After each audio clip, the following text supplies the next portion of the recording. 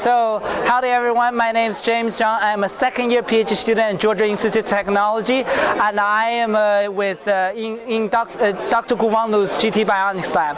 Today I'm demonstrating my works on stroke rehabilitations.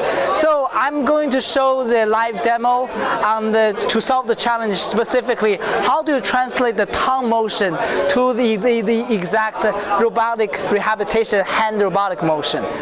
So the first step is, here is a magnetic tracers. If you can see in my hand, it is 3 millimeters diameter, 1.5 height, and what I'm going to do is put this into the tongue. And then how do I put it into the tongue?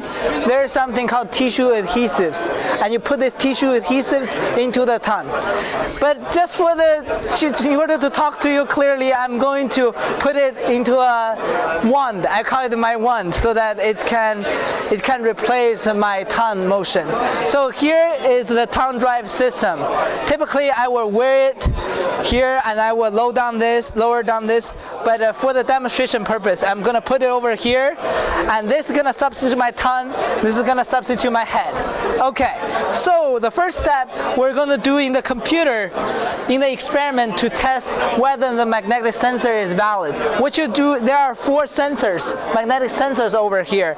If you are changing the magnetic field over here, because your tongue is moving right over here, the sensor data is going to move. And then the sensor data is going to translate it to this main board through Bluetooth low energy. It's going to go to this black box over here. It has a major component right over here, which is CC2540, and that component is going to receive the data and then transmit it and control the robot and transmit the data all the way to the computer. So the first step is to show that actually the magnetic data, we can receive the magnetic data. So let's look at the program closely.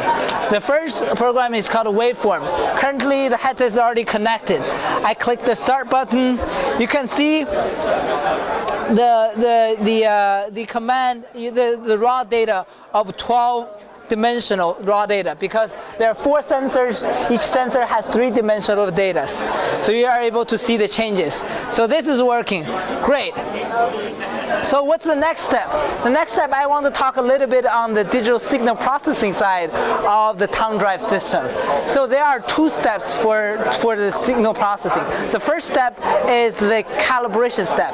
It cancels the Earth's magnetic field. As we know, that's the unwanted signal. The way I'm doing it is using the linear transformation, matrix transformation, to cancel out the common mode signal. I've already done the trainings. I just want to show the result to highlight the program. In the calibration steps, you are moving your head down, up, left, right, so that even though the magnetic field is constant, your sensor data is different. We want to make it 0. So if you look at the white curve over here, it is actually the actual data. The red curve is the projected data. And if you cancel this too, it's going to be the canceled out green curve. That's the actual desired output that we want. And we store the calibration matrix in a file, and we're going to use it for the future. So that's the calibration step. The next step we're doing is essentially the supervised machine learning algorithm. We're labeling 3 commands, because this robotic arm device has 3 commands. It can go up, it can go down, or keep it still. So we're actually mapping 3 commands into this. So we're using the supervised learning. Afterwards, we're doing a target tracking task to evaluate the performance of this system. So what you do is, supposedly I'm a subject. I'm going to put down this arm, very simple.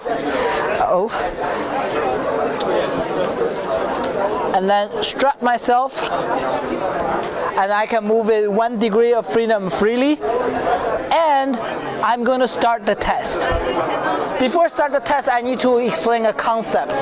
For the people who are suffering from stroke and they are active range of motion, which is they can actually move in this region. Suppose I'm a stroke subject, but there are regions I cannot move. for example, this region, I have to use other thing to help. That's called the passive range of motion. And what we're trying to do is, in the active range of motion is the purple part, showing in the group graphic using interface. And the other part is the passive mode. So for the purple region, I'm using my hand to control it. But for the other mode, I'm using the magnet to control it.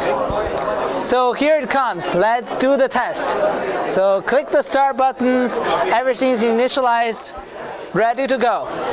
So here's the magnetic tracer. I put it right over here. You can see from this, it's showing resting. If I go to this, it changes the up command. That's how I translate the command. But in the hand region, I need to use my hand to translate. See, I'm trying to track this sinusoidal task curve. That's my goal. And in order to track this, I have to use the tongue. That's supposed to, this magnet is my tongue to track it. So right now I need to lower the command using this. So you see the curve is about to go up. How do I go up? Since it's a passive range, I need to use the tongue to go up. So now it's following it now, but now it's the active range. I'm using my hand. So that's the demo part of one of the tasks I accomplished. The other task we accomplished is we're able to do semi-proportional command, which means we're able to map the tongue motion not only to 3 discrete commands, we can map to a continuous spectrum. So how do we do that? Very simple. You first do a calibration step. So in this calibration step, you register the leftmost part of the tongue and you put the tracer right over here. In order to do that, I need to strap my hand to click the mouse, so excuse me. So you put it to this part and you register left, and then you register right. So you know the extreme point for this calibration. And then you click finish, and then exit. And then you can do the exact same experiment, but only except this time you can do the proportional trainings. So I'm going to show the proportional training over here. You start the subject and you do the start. If you notice this window over here, that maps the magnetic tracers to actual tongue angle. If I go up, you see the tongue angle is going up. If going down, the tongue angle is going down. And now I'm tracking this. In order to go up, I have to go up. Now the robotic kicks in and it's following the trace. Oh, now I want to go down a little bit. One thing that's worth note about this study is I used a pulse-width modulated signal to artificially create multiple commands so that only I have the up command, down command, I also have the semi-up, pulse-width modulated up command and down command. So this is a proportional mode control of the experiment.